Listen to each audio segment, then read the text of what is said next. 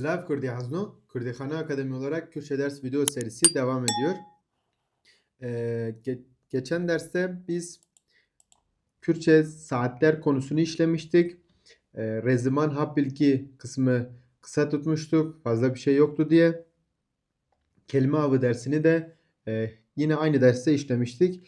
Bu derste de kelime avı dersini yapmayıp direkt çeviri analizi ve metin tahlili üzerinde duracağız. Rojeke Mahabati diye bir metnimiz var. Bu metni bir bir irdeleyeceğiz. Sonra her zaman olduğu gibi bir fıkra okuyacağız. O fıkrayı da beraber tahlilini yapacağız. Rojeke Mahabati Mahabad'ın bir günü. Mahabad burada özel isim. Normalde İran'da bir Kürt şehri. Roj gün demek. Rojeki Mahabad'ın bir günü diye literal olarak çevirdik. Hemen çeviriye başlayalım. Zaman kaybetmeden. Mahabad her roj saat de haftan de hişyar be. Mahabad her gün, her roj, her gün saat de haftan de saat 7'de uyanıyor. Hişyar be. Uyanmak. Dest uriye xwe. Dest el demek. Dest uriye xwe yani elini yüzünü yıkıyor. Elini yüzünü yıkıyor. Saat de haftu nivan de saat 7.30'da taştaya xwe dixwe. Taştaya burada kahvaltı demek. Taştaya xwe dixwe kahvaltısını yapıyor. Yani burada dixwe yiyor ama Türkçe'ye çevirdiğimizde yapıyor. Yani kahvaltı yapılır Türkçe'de. Kürtçe'de de kahvaltı yiyor diye çevirir. Kürtçe'de de kahvaltı dixwe. Yani taştiye dixwe. Kahvaltısını yapıyor. Ev hatta 8:04 rojnameye dixwîne. O saat 8'i 15 geçeye kadar rojname yani gazete dixwîne okuyor. Bakın dixwîne ile dixwe. Bakın sakın karıştırmayın. Yemek var, bir de okumak var. Yemek, okumak. De haştu nivan de bi servise diçi zaningey.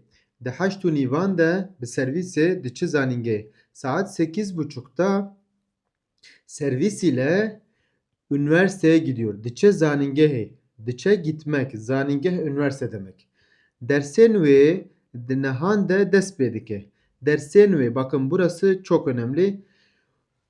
Onun dersi ama dersen ve var bir de vi var. Mesela Mahabad değil de Usuf olsaydı Usuf, Rojeke Usuf, Usufi, Rojeke Usufi. Burada dersen vi olacaktı arkadaşlar. Dersen vi. Nasıl?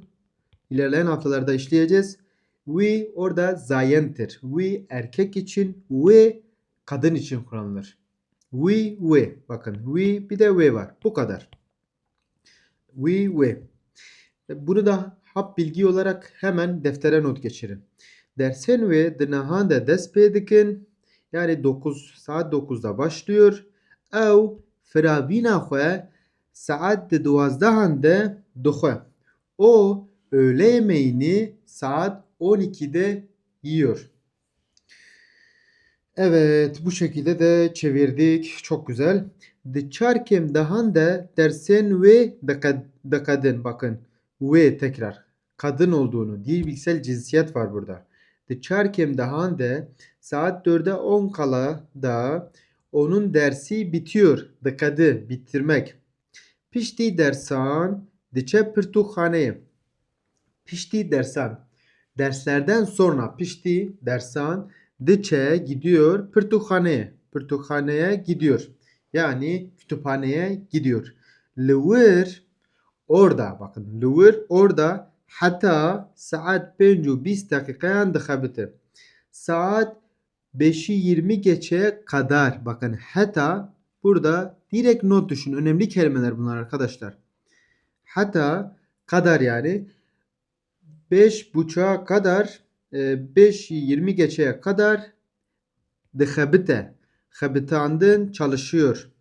Çalışıyor. Paşe sonra, bakın bu da çok önemli bir kelime. Paşe sonra diçez çarşıya u bi havalên xwe re digere. Çarşı bildiğimiz çarşı, bazar, çarşı u bi havalên xwe re digere ve arkadaşlarıyla geziyor. Digere önemli bir fiil. De heftu nivan de ve digere male. Saat 7.30'da da eve dönüyor. Ve digere male eve dönüyor. De heştan de bi malbata xwe re şîvê dixwe. Saat 8'de ailesiyle malbata xwe re şîvê dixwe. Şîv akşam yemeği de dixwe yiyor. Heta yazdahan pirtûkan dixwîne. Heta yazdahan. Yani neydi heta? Kadar. 11'e kadar pirtûkan kitapları okuyor. Kitap okuyor. Dixwîne okumak. U paşe sonra da radikeve uyuyor. Sonra da uyuyor arkadaşlar. Bu şekilde Mahabhat'ın bir gününü tahlil yaptık. Bu derste, bu metinde önemli olan kısım neydi? We ve vardı. We ve yani dil bilgisayar cinsiyet. Eğer erkek olsaydı bu karakter dersen we olurdu arkadaşlar. Kadın olduğu için bu özel isim we deniliyor. Bu önemli bir noktaydı. Başka hata kelimesi kadardı. İşte başka habitandın çalışıyor, düşo yıkanıyor, yıkamak, diçe gidiyor, başka digere arıyor. Bu şekilde raketin önemli bir fiil yine uyumak fiili. Bu şekilde güzel bir metnimiz vardı arkadaşlar. Şimdi bu metinden sonra da her derste olduğu gibi bir fıkra okuyacağız. Pekenok fıkra. Çok güzel bir fıkra arkadaşlar. Beraber tahlilini yapalım. Behlul uz nehzir. Behlul diye bir karakterimiz var. U nehzir. Neh sayısını öğrenmiştik. Neh neydi? 9'du. Zer de altın demek arkadaşlar. Altın. Bakın şapkalı. Zer. Bakın zer, u, zer aynı şey değil arkadaşlar.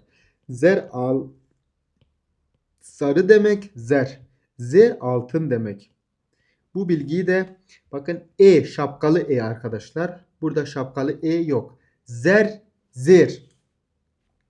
Behlülü nehzir, Behlül ve 9 altın diye başlığımız. Behlül şebeke de xevna xwede dibine ku. Bakın çok güzel bir kalıp. Behlül şebeke de xevna xwede.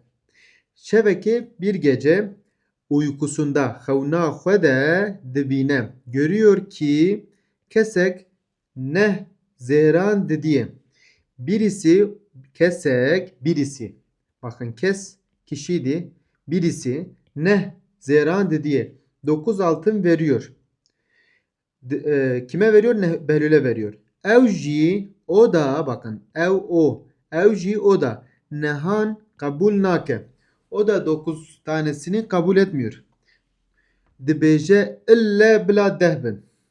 Söylüyor. Diyor illa ki 10 tane olması gerekiyor bu altınlar. Uykusunda adamla pazarlık yapıyor. Sonra dema şiar dibe u dibine ku libek jî di destê wî de tuneye. Ne diyor? Dema şiar dibe. Uyandığı zaman bakın dema şiar dibe. Uyandığı zaman u dibine ku görüyor ki libek bir tane bile elinde yok.